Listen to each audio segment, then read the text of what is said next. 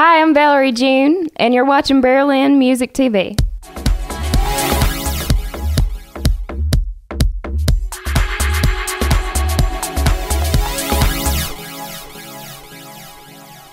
I ain't fit to be no mother, and I ain't fit to be no wife yet. I've been working like a man dog. I've been working all my life, all my life, all my life. Herzlich willkommen bei Berlin Music TV, heute mit der bezaubernden Valerie June. Hello Valerie, how are you? Hello, very good. Is it your first time in Germany actually? No, it's not. I've been to Germany several times. And what are your experiences? Well, I really love Germany. I particularly love Berlin. It's one of my favorite cities in the world. And I'm in this beautiful, huge flat that I'm only going to spend one day in, but I could totally live here. Did you see some clubs or spots in Berlin already? Nope. I got in last night at 12 in the morning, and I just went right in, did a little phone interview for the UK, and went to bed. So you will come back? Yes, because I have to come back when I'm not working. Yeah. And just enjoy the atmosphere. I did that when I was 18. I came over and I just roamed around and enjoyed the atmosphere, and I just had a lot of fun. Yeah. So you're busy because of your new album. Congratulations at first. It's your first album release actually. Well, Is it? It's my first album release where I worked with producers in a studio with a real budget. So yeah, before that I was putting out bootleg records and just selling them, my bedroom recordings. So yeah. Is it another life right now for you? No, not at all. It's the same life. Same life, but do you prefer maybe to work without this all management and label stuff, or do you think actually it's better or not so you know what I mean? I do know what you mean, and I don't compare the two. What I do say is that at a certain time I needed to have the experience of being an independent artist and being like, chicks rule and I can do all of this myself. And at a certain time, and I needed to be like, teams are good and I can work with the team as well. So no, neither one's better than the other one. Your new album called Pushing Against a Stone. So that sounds really hard and sounds like a strong woman. So you had a really hard life before, or what does it mean, the title? Well, I think we all experience hardship in our lives, and Pushing Against the Stone really acknowledges the fact that life is not a crystal stair, and that, while we can live in happiness and we can live in bliss, in every moment of our life, there's something we can focus on or dwell on that could be a sadness or an uneasiness. And that uneasiness is not always something we need to just get rid of. It's something that maybe would be okay to say, there's going to be sadness in this day when you wake up in the morning. There's going to be disappointment. There's going to be, weakness or moments that aren't so comfortable. And what am I going to do with those moments? I'm not going to try to act like they don't exist. I'm going to welcome them into my life, and I'm going to learn how to live with them, not try to get rid of them. And I think a lot of times I like to liken that as a stone, because it's like this weight that's in every day. Just like every day is beautiful and every day's got a clean sheet when you wake up in the morning, it also has this weight. As soon as you begin to remember all of the worries and problems, you feel that, it's like, oh no, I gotta go to work. Oh no, I gotta, some days don't have the same kind of weight. Other days, it's about the cream in the coffee. Oh no, the cream wasn't right for the coffee, or they didn't have sugar. There's this weight. So the weight can be even sometimes a light weight, but it's there. And so this is basically just acknowledging that does exist. And what am I gonna do with it? Well, I'm gonna learn to live with it. I'm going to learn to allow these problems and these things to be tools for me in order to learn what I want my life to look like. And I'm not going to look at them as the enemy. I'm going to look at them as the friend.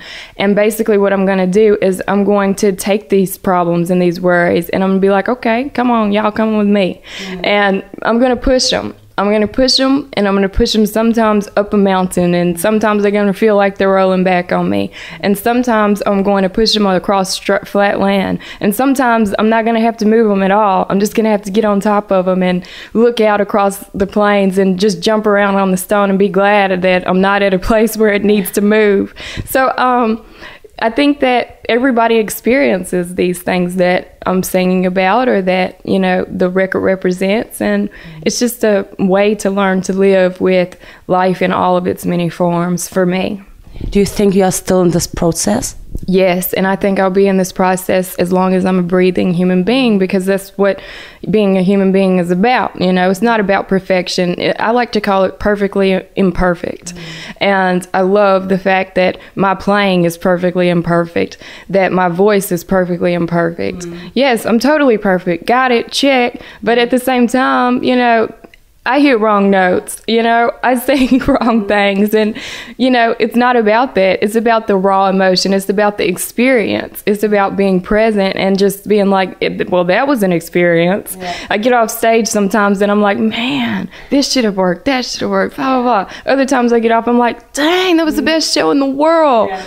So I'm just in the experiences. And so when you ask me a question like, is it better now that you're with the label than it was when you were solo? They're not comparable. They're just experiences. And I'm enjoying every single one of them in its own way. Even the hardships or the trials, I look at those and I'm like, okay, this is just life, you know?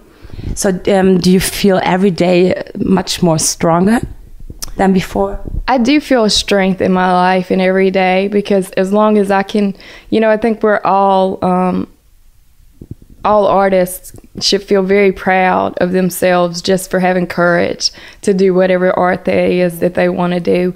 And if they share it with the world, then they should have even more, you know, happiness within themselves or satisfaction, because it's like, just to even say, hey y'all, here's my garden, come in and check out these carrots I've been growing, you know, to even invite somebody into your world is just such a huge act and such a huge, you know, feat for you to accomplish. And so I think that you should, as an artist, feel strong as you go throughout your path and you become more comfortable and confident and able to learn how to live with the stone. As you become more comfortable with that, then you should feel very, very strong and feel good about sharing it in your journey. And, you know, I just think about people like my grandma.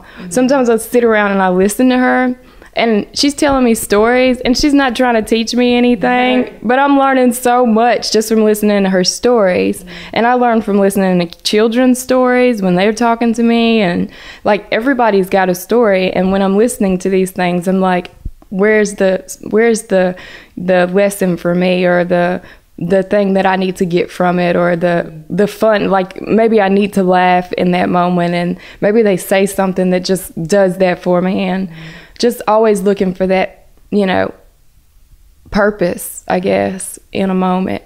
So yeah, I read already about you that you really worked hard for your dream to come at that point. Do you still think about that time before?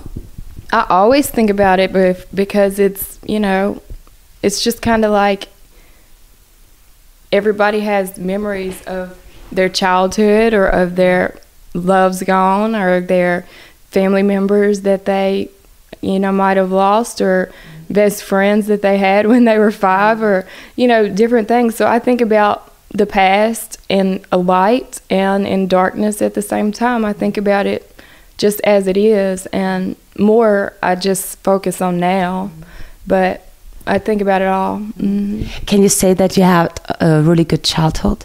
Yes, I can. Yeah. Because of your family? Yeah, I have a huge family. They're great, and everybody's still, you know, all the kids are still around, and most everybody lives in Tennessee. So when I go home for the holidays, we all get together, and it's really cool.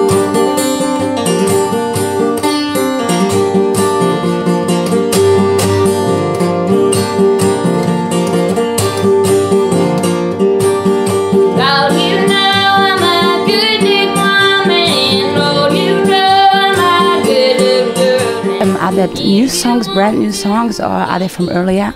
Some of the songs that I've written for this record have been songs that I've recorded before, like Twined and Twisted. I recorded it on 2 of my bedroom recordings and recorded it on this one. And then Working Woman is a song that I wrote before I went in to record this record, but I didn't record it till after I recorded some songs with Dan and Kevin. I recorded those, and then I met some artists from Hungary, and I was like, you know, Peter Schabach is a producer there, and I was just like, you know, we really should, you know, put this on the record. Yeah. So at first I didn't want to put it on the record, but the labels were excited about the song because I'd made a video from it, and they were like, let's put it on the record. Yeah. So that one got on there, and then I wrote some with Booker T. Jones, who's from Booker T and the MGs, and they're amazing. So he's a legendary artist, and when I met him and we wrote songs together, we chose one of those songs to go on the record. It was called On My Way, and it ends the record because he said that you know, he loves and appreciates country music, and I do too. And he had some beautiful piano that was in a country style, and I had some lyrics that fit perfect with it. So we did that recording, and then I played him Somebody to Love, which was one of my first songs that I'd written on the ukulele, and he loved it, and he wanted to play organ on it. So we went in and recorded that together out in LA, and that was really nice. And so there's songs from many different places and many different times, and some of them were written in the studio with Dan Auerbach. We wrote I think maybe 3 of the songs were written in the studio, and then some of them we gotten together for writing sessions before, and we really had fun with our writing sessions. So, do you hear still the differences in the songs? I do. Yeah, they're all because of what? They're all different. They're just, I mean, I worked with different producers. I worked in different cities. I was in different times of the day. When I wake up in the morning, sometimes my voice is like this. Yeah. And then when I go to bed at night, it's like, you know, really beautiful because I worked all the kinks out. So it just depends on what time of day the song was recorded and different things, what the song sounds like. How can I imagine that? You sit maybe sometimes alone in your room and then you have an idea and write it down? No. Way I usually write is I'm doing other things, and I walk around in the world, and I'm like making the bed, or I'm you know, going to the grocery store, and I hear something singing a song to me, kind of like you would hear a song on the radio or a song playing somewhere. And when I hear that, if it's something that really grabs me, then I'm like, whoa, I can relate to that. Yeah. And so I write it because I received it, and I'm just tuned into this channel basically that has songs that come through, and if it comes through and it's something I can relate to, then I sing it. If it comes through and it's something I can't relate to, then I just write it. So thank you very much. And wenn ihr natürlich da draußen noch mehr über die Musikwelt erfahren wollt oder auch mal Gästelistenplätze gewinnen wollt, dann schaut doch mal auf www.berlinmusic.tv vorbei oder abonniert uns doch einfach mal auf YouTube oder Facebook. Dir danke ich nochmal. Thank you so much. Okay. Yeah. And now we see an Unplugged song from you. Is it right? Okay. Yes. All my life, all my